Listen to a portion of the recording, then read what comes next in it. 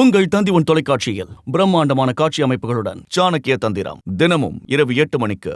திருப்பதியில் லட்டு விவகாரம் பூதாகரமாகியுள்ள நிலையில் ஏழுமலையான் கோவிலில் நிகழ்த்தப்பட்ட சாந்தி ஹோமம் என்றால் என்ன என விளக்குகிறார் மூத்த அர்ச்சகர் ABN சுவாமி. இது ஓரளவுக்கு நம்ம எல்லாருக்கும் மன நிம்மதியை அளிக்கக்கூடிய ஒரு நிகழ்வு. கோவில்களில் ஏதாவது அசம்பாவிதங்கள் நிகழ்ந்து விட்டால் உடனே அதற்கு பிராயச்சித்தங்கள் பரிகாரங்கள் பண்ணணும் என்று வைகானச பாஞ்சராத்திர ஆகமங்களில் சொல்லப்பட்டிருக்கிறது. நம்ம திருமலையப்பன் ஏடுகுண்டலவாடு பெருமாளுடைய சன்னிதானம்ன்றது வைகானச ஆகம வழியில் பூஜைகள் நடைபெறக்கூடிய ஒரு சன்னிதானம். தற்பொழுது ஒரு பெரிய சர்ச்சைக்குரியதான விஷயம் இப்போ நடந்துன்னு இருக்கு. அது உண்மையா பொய்யா, அதனுடைய பின்னணியில் யார் யார் இருக்கா, இது அரசியல் சார்ந்த விஷயமா, அதுக்கு யார் தண்டனை பெறப்போகிறார்கள், அதெல்லாம் நம்ம அப்புறம் பார்க்கலாம். ஆகமத்தில் சொல்லப்படுறபடி லகு சம்பரோக்ஷணம் பேர். லகு சம்பரோக்ஷணம்னா மிக பிரம்மாண்டமான வருடந்தோறும், அதாவது 12 வருடங்களுக்கு ஒரு தடவை நடக்கக்கூடியதான மகா கும்பாபிஷேகம் ஒன்று வச்சுருக்கோம் இல்லையா, அது 12 வருடங்களுக்கு ஒரு முறை நடத்தப்பட வேண்டும்.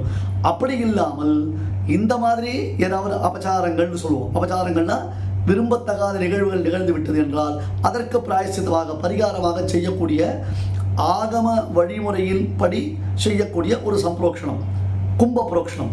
இதுலேயும் கலசங்கள் வைத்து ஹோமங்கள் செய்து வேத பாராயண திவ்ய பிரபந்த பாராயணங்கள் செய்து கோவில் முழுவதும் நன்கு சுத்தம் செய்து கோமயத்தினாலே சுத்தம் செய்து அதுக்கப்புறம் இந்த கலசத்தில் ஆவாகனம் செய்யப்பட்ட அரண்ய தீர்த்தங்களை கோவில் முழுவதும் தெளித்து ஒரு சாந்தி, ஒரு பரிகாரம் செய்வார்கள்.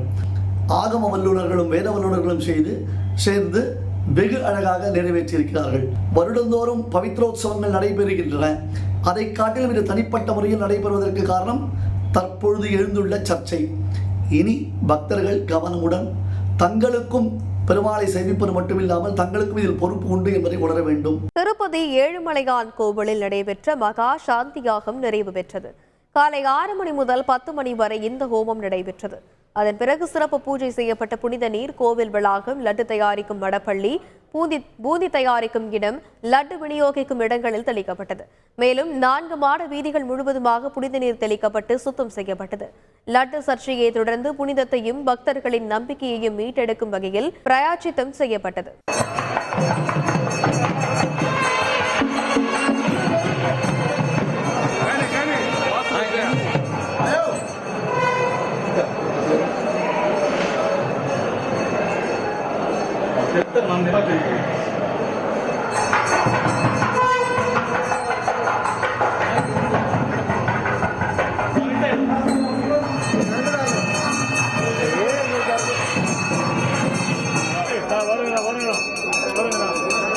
உங்கள் தந்தி தொலைக்காட்சியில் பிரம்மாண்டமான காட்சி அமைப்புகளுடன் சாணக்கிய தந்திரம் தினமும் இரவு 8 மணிக்கு.